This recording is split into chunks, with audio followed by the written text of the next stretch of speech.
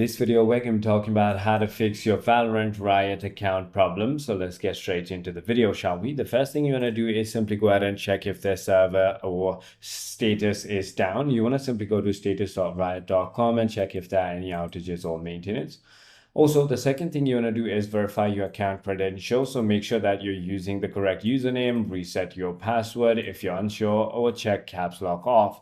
If that is not the case, you might also need to simply go ahead and verify your email address. You can check your email for verification mail from Riot.